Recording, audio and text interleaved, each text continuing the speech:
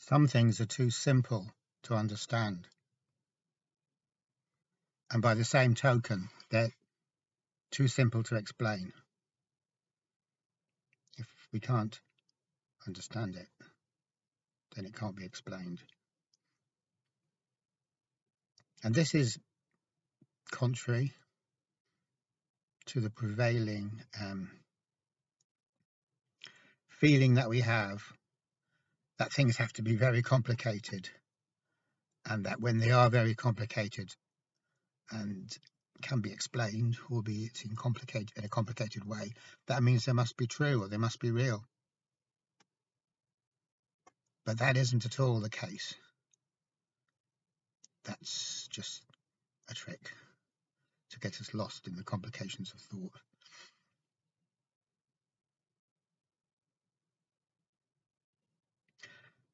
I'm trying to think of an example. Reality.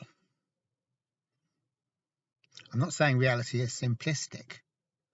Far from it, but it is too simple to explain. A child can get it, but a super smart, educated adult can't.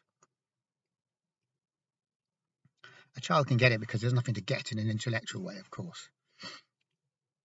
Once we start trying to get it in an intellectual way, we're going down the wrong road. And the more we go down that wrong road, the less able we are to see that we're going down a wrong road. And this is why if we took the trouble to think about psychology and all the stuff that is written within the remit of psychology, we ought to smell a rat, because it's all very heady, it's all very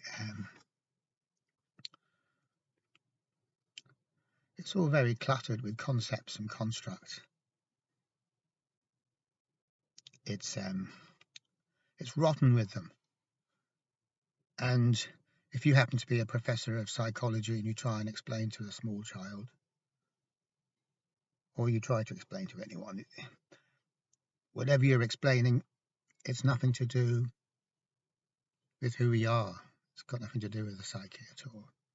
It's a product of the thinking mind. The thinking mind loves to spin webs and engulf everything in its sticky webs.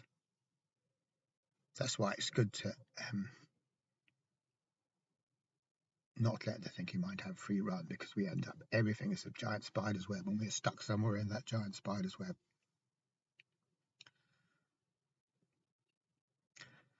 So understanding in a broad sense without thinking is the key. As soon as we start to think about it, forget it. Never mind thinking about it to the nth degree and then coming up with a whole bunch of statistics to try and validate what we've just thought. Whatever the hell that stuff is, it's got absolutely nothing to do with reality, and it's got absolutely nothing to do with the psyche. It's the wrong language. Stats, all that kind of dry, formal stuff, it's intellectual bureaucracy. That's the wrong language for the psyche. The psyche doesn't speak in that language.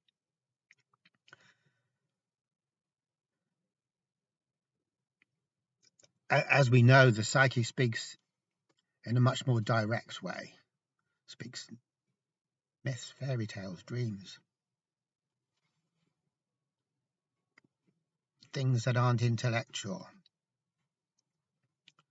And because they're not intellectual, they have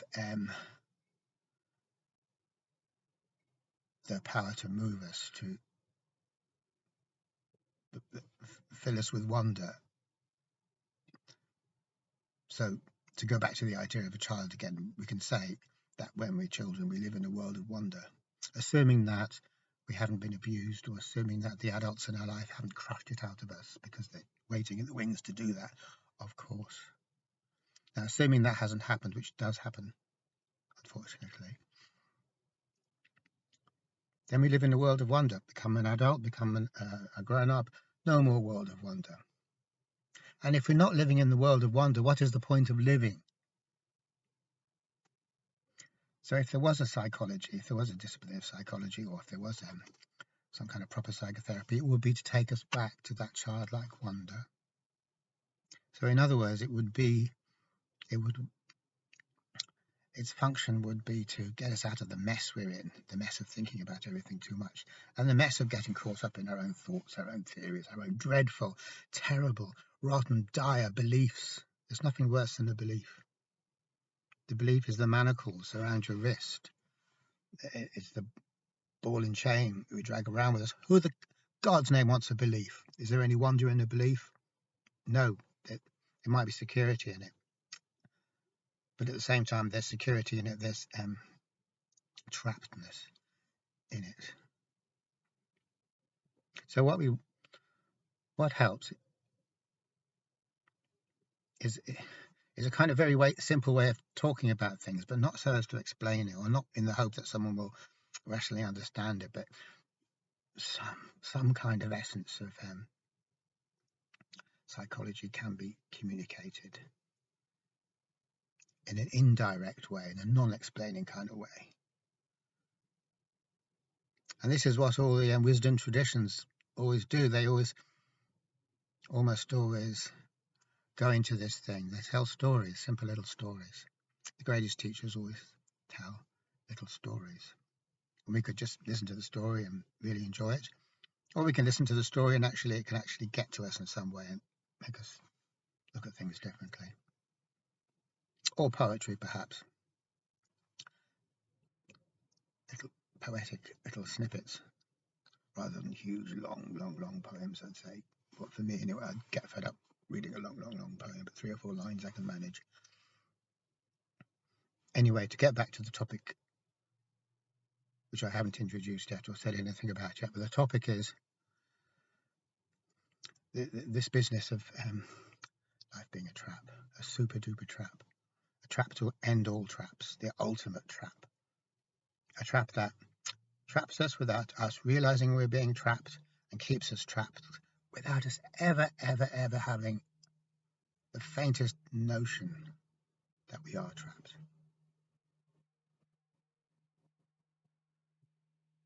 So, one way of talking about the trap is to say that it's a bit like pulling a face. There's a thing that we get told when we're younger, that if we're pulling a really ugly face or a freaky face, frightening face, whatever, and the wind changes direction, we'll be stuck in that face. So that is exactly what's happened to us. We've been pulling a stupid face, which is fair enough. It can be fun to do that. Wind changes direction, and we've got that face. We're stuck with that face. And that'll learn us, so they say. That'll learn us. But the thing about this face, it's not that we're going around thinking, oh my God, I better kind of wear a hood or a hoodie or something so people won't keep laughing at me because of my stupid face that I'm pulling. We don't think it's a stupid face. We then think it's normal. That's how it should be. We forget that there was ever a time when we weren't pulling a face. We don't know what it means not to pull a face.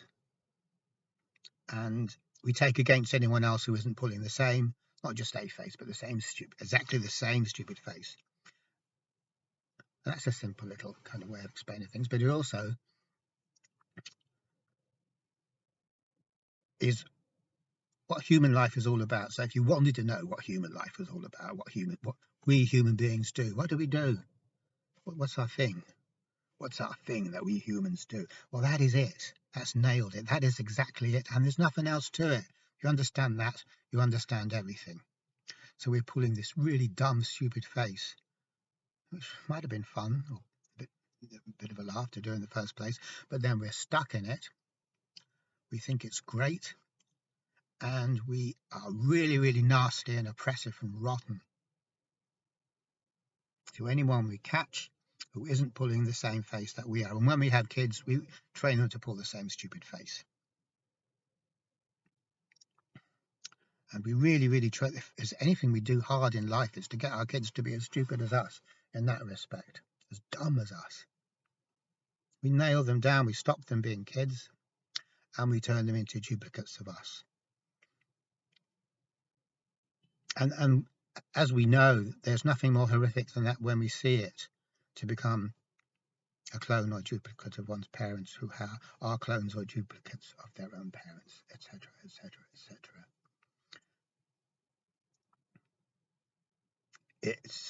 It's a chilling thought, and it's more than a thought because it actually happens. So obviously that's a kind of a metaphor, pulling a face. What it means is presenting ourselves in a particularly fixed or rigid way. Our outlook becomes fixed in a very, very rigid way, our presentation of ourselves. And then that becomes our identity. Now, this is something human beings have always done, but more now than ever, we live in the age of identity, i.e., the prevailing feeling is that identity is a great, great thing. We really, really, really need identity. Identity is so damn important. Everyone's got to have an identity. An identity is the face that we pull.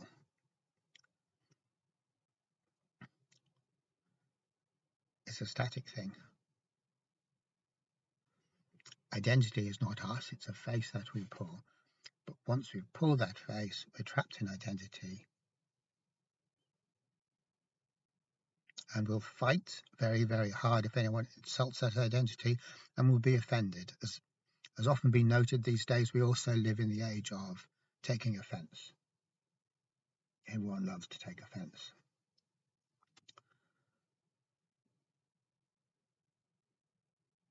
And the reason that, because of that, is because the identity always takes offence. The identity has two responses. It can either be gratified or vindicated and validated, or it can take offence. It could be stung, it could be insulted. So whenever you find yourself swinging between those two things, hey, welcome to the life of the identity. It's not much of a life.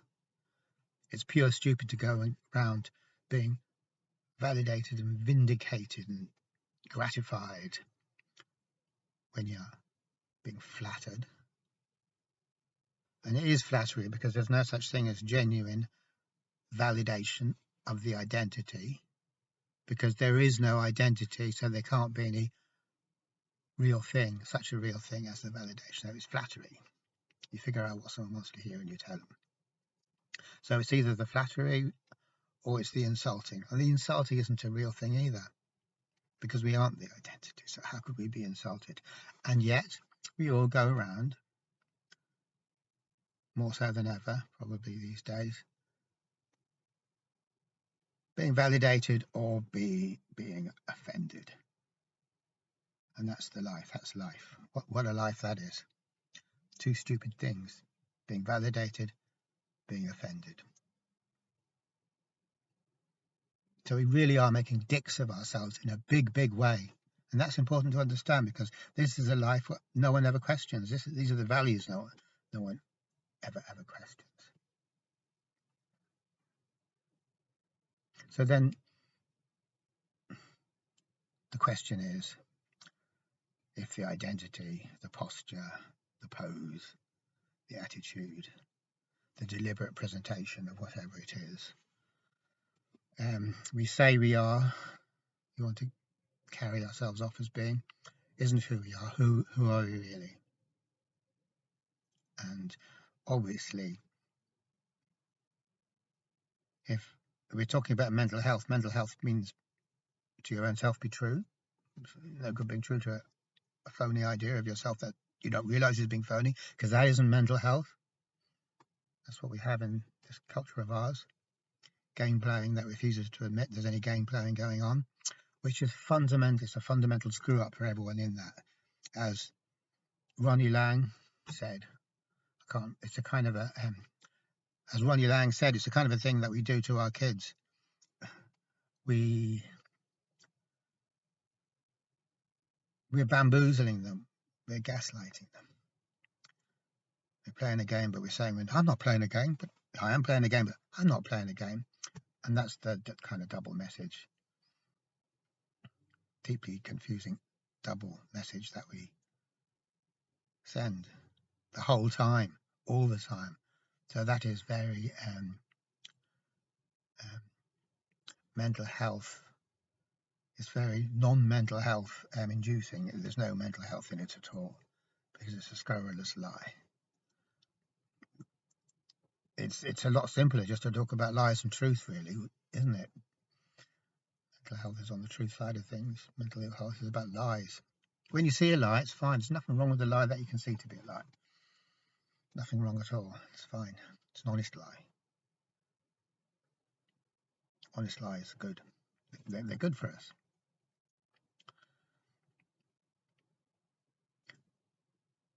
But we're so far from seeing that who we say we are, individually and collectively, is a lie. Pure and simple, it's a lie. It's okay, as I was saying, to lie. It's okay to play. It's okay to pull faces.